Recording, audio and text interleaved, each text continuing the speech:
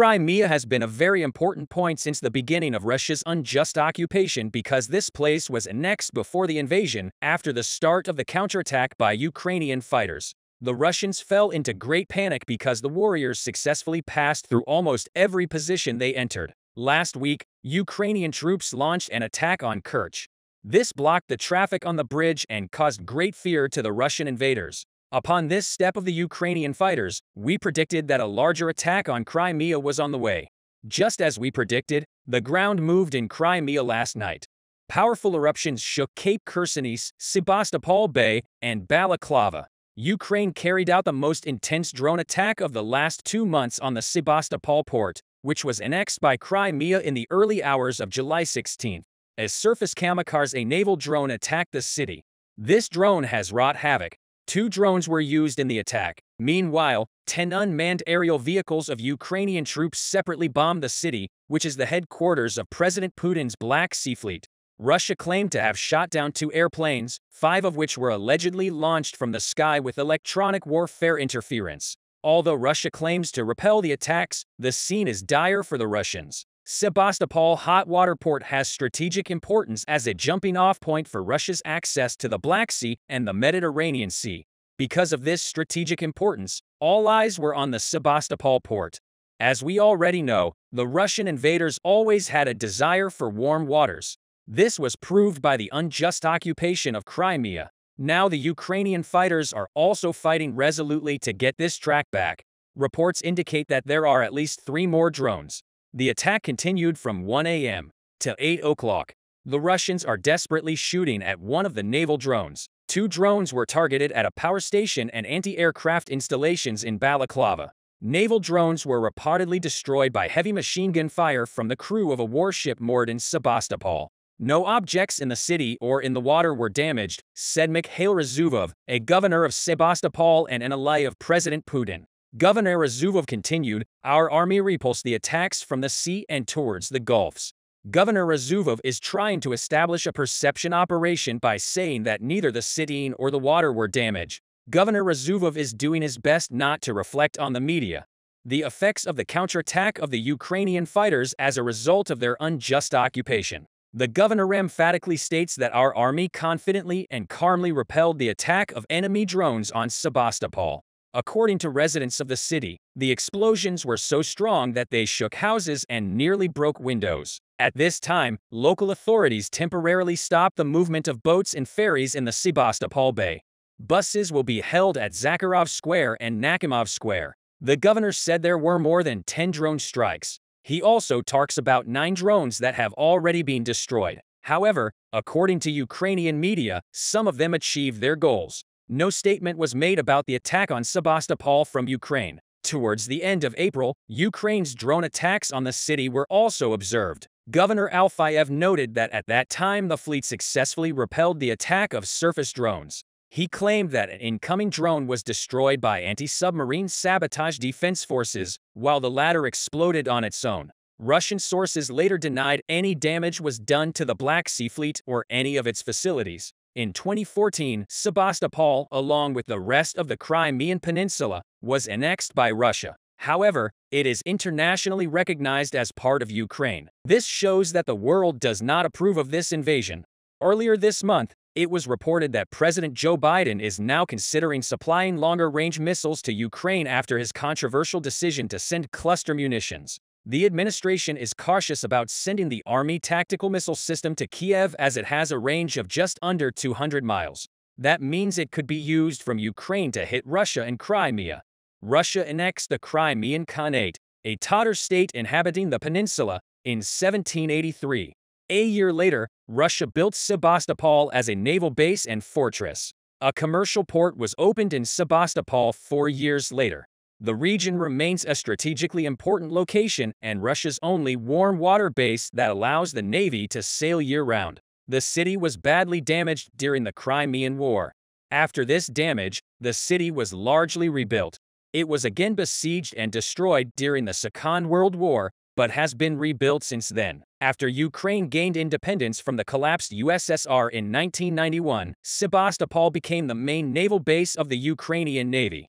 The conflict was resolved in 1997 by an agreement between Russia and Ukraine, which stipulated the creation of separate fleets and the sharing of bases. In 2014, when Russia annexed Crimea, it terminated the agreement on the division of the status and conditions of the Black Sea Fleet. Russian sources reported mid-last month that the Russian military command dismissed the commander of the 106th Airborne Guards Division, Major General Vladimir Seliverstov.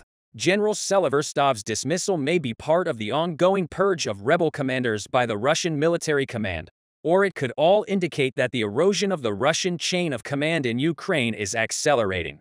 The Russian military leadership is trying to deter commanders from faking recent cases of disobedience by punishing those who leaked Popov's complaint message. Increasing disobedience will likely exacerbate existing factional divisions within the Russian military and the wider Russian security space.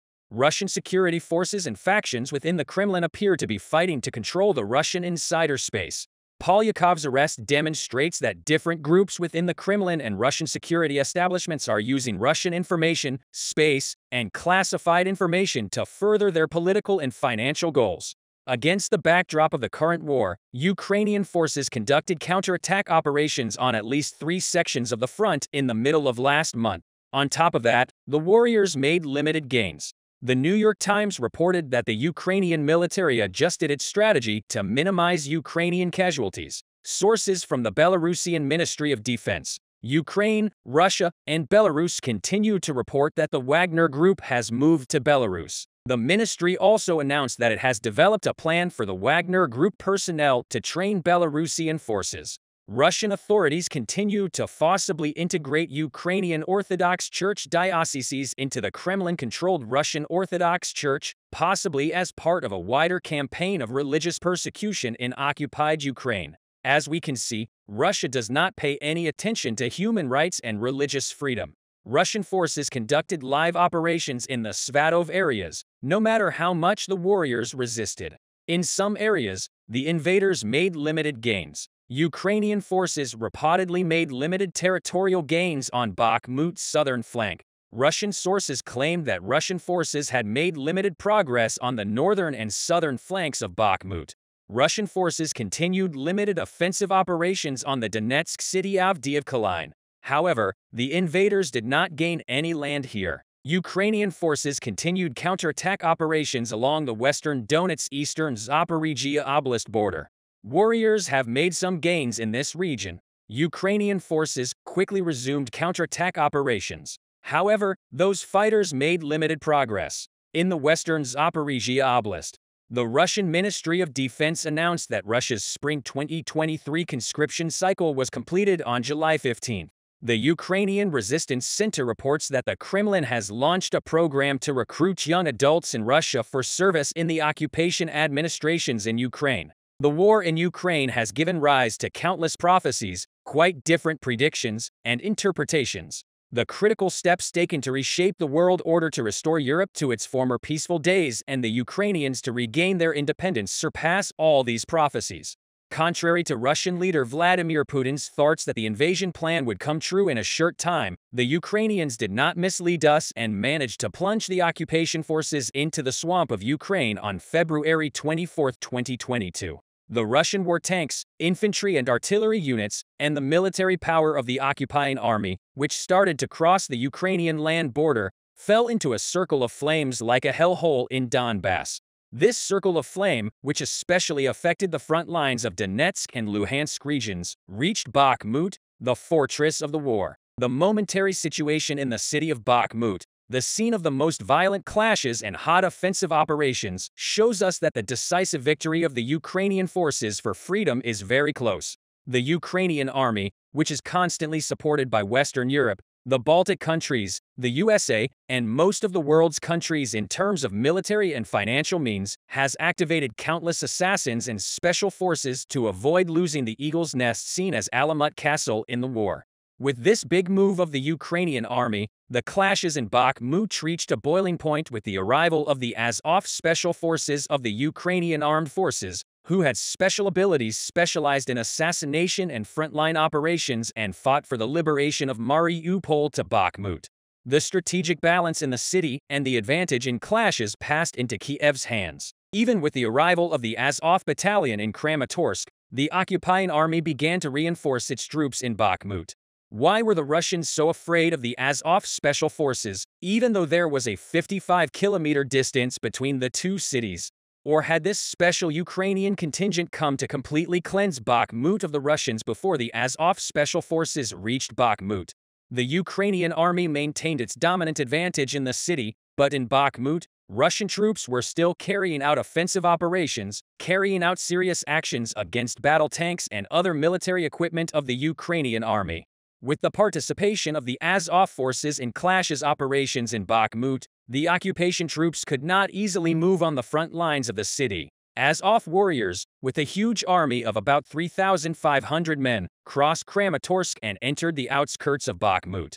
The Azov Special Forces completely devastated the Russians in Bakhmut after New Year's Eve. Earlier this week, the Azov Special Forces of the Ukrainian Armed Forces suddenly appeared within 7 kilometers of the Russian lines.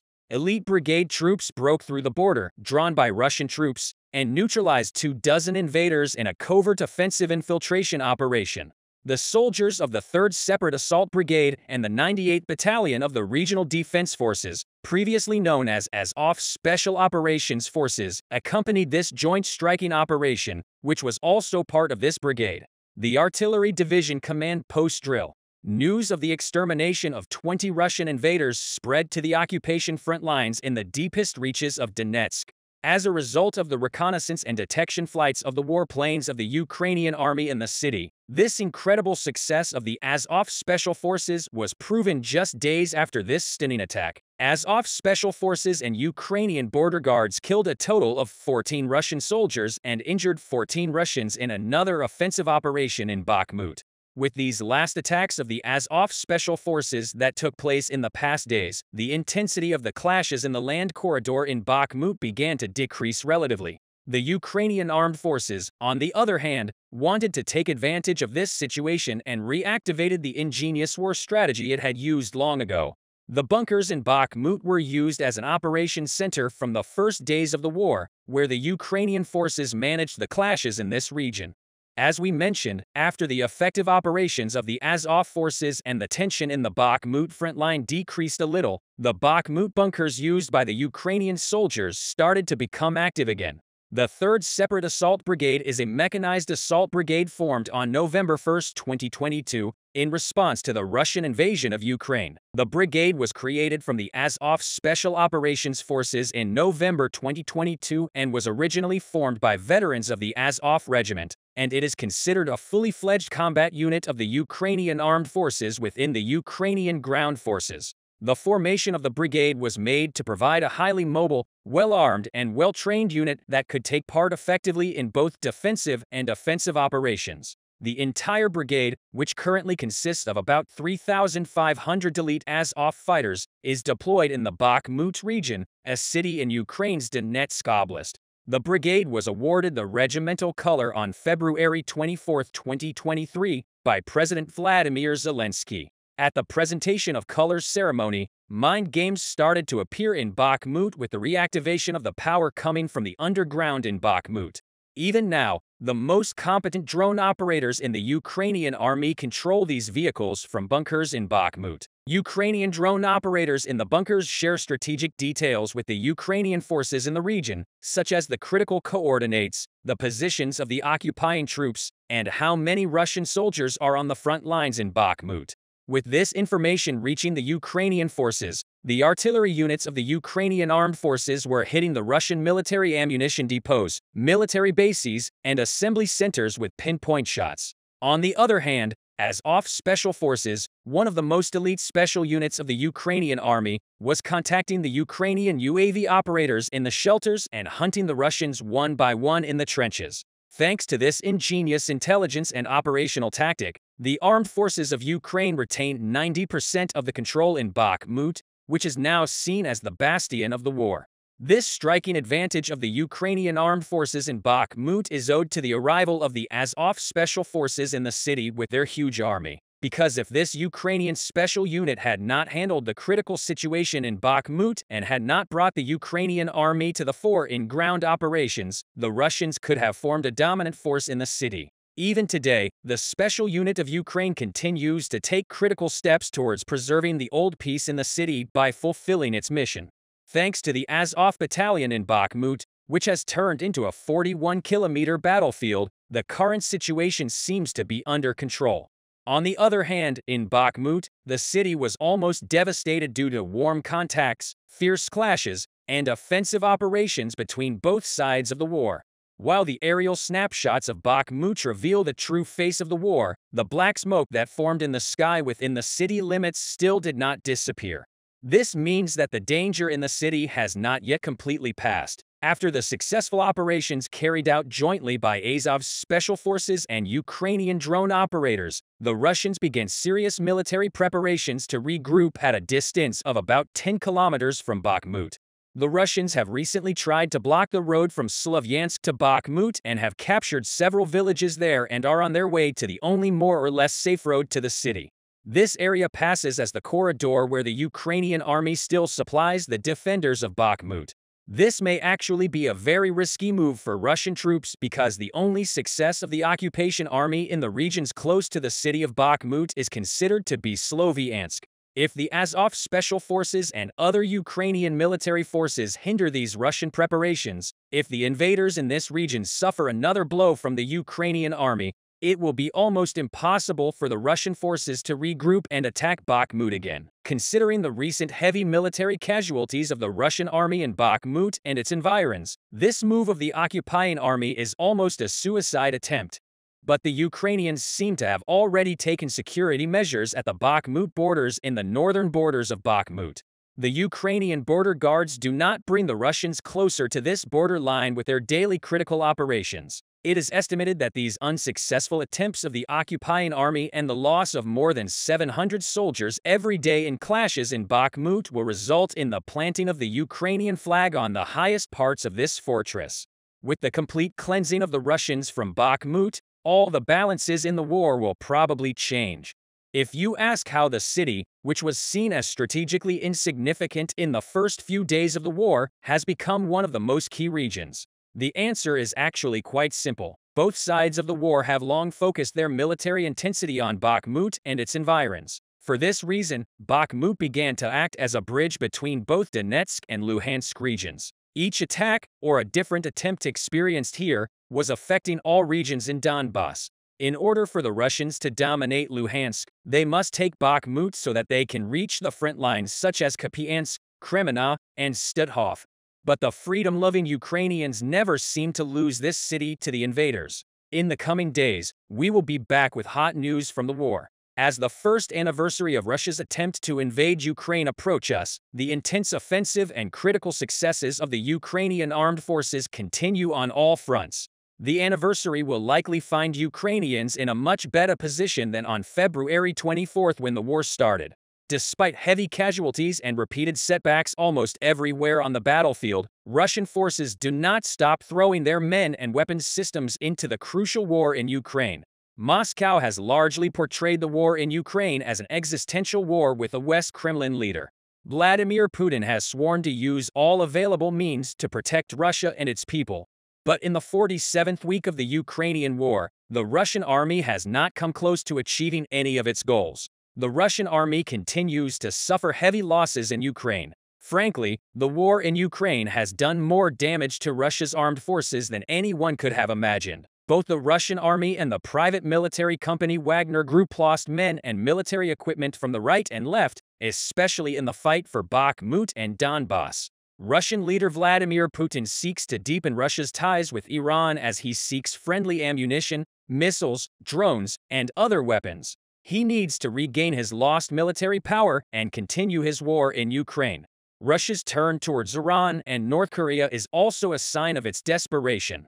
While Russia is relying on North Korea and Iran for ammunition, it is eyeing Russian men again to improve its dwindling manpower. It is only a matter of time before the second wave of mobilization begins in Russia. As it's known, Vladimir Putin had declared a mobilization of 300,000 people. We expect the Russian leader to come to the fore with a new mobilization declaration of 500,000 people in the coming days. Vladimir Putin uses various means to escalate the Ukraine war, searching for soldiers and ammunition for the Moscow army. Putin is also pushing his luck to open a new front line in the Ukraine war. Last week, the Kremlin held joint aviation exercises in Belarus. The exercises have sparked speculation that Moscow could use its close ally and open a new front in the near future to launch a new attack on Ukraine from the north. Ukrainian officials spoke of the possibility of an attack from Belarus in connection with the upcoming exercises, predicting what kind of attack Ukraine might face. The Kiev troops conducted exercises of urban warfare, firing assault rifles, using armored vehicles, and releasing hostages.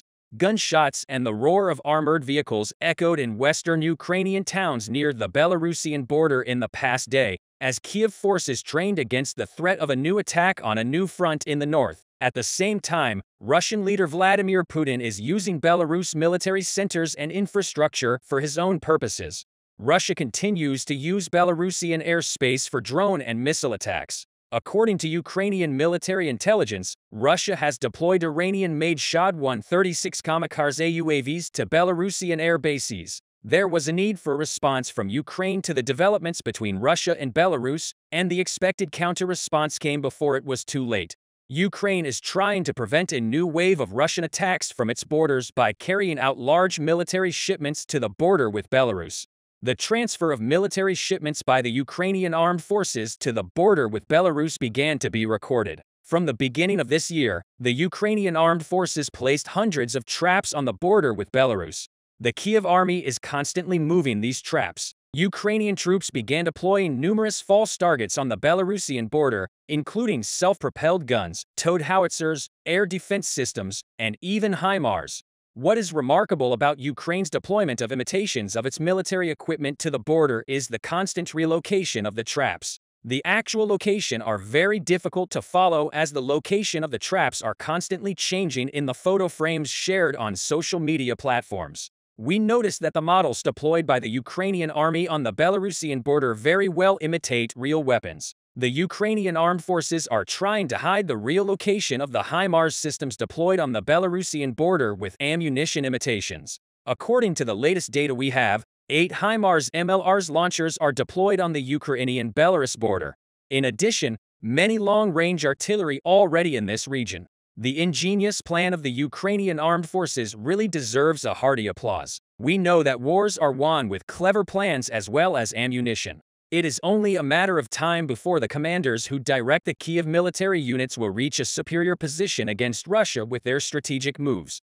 But despite putting tremendous pressure on the eastern town of Soledar in recent days, Russian forces have been backing down on the battlefield for months, and a sudden attack from Belarus could signal a startling change in dynamics. One possible facet of a new Russian offensive could be Belarus, where the Ukrainian military estimates the presence of 15,000 Russian soldiers, while military analysts put the figure at 10,000 to 12,000. As the Current Affairs YouTube channel, all of our findings are created by the work and analysis of our field warfare expert team and are based on data from the US, UK, Russia, and Ukraine Ministries of Defense and independent war analysis and monitoring sources. With these, a Russian attack is possible, and a move into western Ukraine could jeopardize arms supply lines from Europe while trying to keep the Belarusian border under control. Ukraine is trying to take the necessary measures against a possible Russian attack. Ukrainian authorities are urging Germany to allow the supply of German-made Leopard tanks to Ukraine, fearing a new Russian offensive. Western and Ukrainian officials are pressing Germany to approve the transfer of heavy battle tanks to Ukraine to assist in the war against Russia. This move could garner support from other countries ahead of a hosted meeting this week to discuss further military aid to Kiev. UK Defense Minister Ben Wallace said in a statement, "The call came after Ukrainian President Vladimir Zelensky insisted on the need for faster weapons delivery after a Russian missile attack on an apartment block in the east-central city of Dnipro killed at least 40 people. Ukraine has so far relied primarily on Soviet-era T-72 tank variants and defense. Analysts say Western-made battle tanks will provide Ukrainian forces with better protection and more accurate firepower. But some of Kiev's allies have so far resisted sending heavier weapons to Ukraine, fearing that such moves could lead them to a more direct war with Russia." Germany said that Leopard 2 tanks, considered among the best in the West, should be supplied to Ukraine only if there is an agreement between Kyiv's main allies. Speaking in the British Parliament, Wallace stated that if Germany supplies its own tanks, it will not act alone. The UK government has committed to sending 14 British-made Challenger 2 tanks to Ukraine. There is currently a debate in Germany as to whether a tank is an offensive or defensive weapon. Well, it depends on what you use it for. If you're trying to defend your country, there is no doubt that it is a defensive weapons system. At the same time, Poland had previously announced that it wanted to send 14 German-made Leopard 2 tanks to Ukraine as part of a coordinated effort by its NATO allies. However, due to the rules governing the re-export of German military equipment, it needs Berlin's approval to do so. Finland also voiced the possibility of supplying Leopard tanks to Ukraine but explained that it depends on the leadership of Germany. What we have seen since the beginning of the war is that the West is trying to respond to Ukraine's needs without provoking Russia. But Russia denounced the West's arms supply. Kremlin spokesman Dmitry Peskov said that Ukraine's allies are using the country as a tool to achieve their anti-Russian goals. He also threatened that the tanks promised by Britain would burn like the others. We'll have to wait and see if Peskov's threats can reach their goal.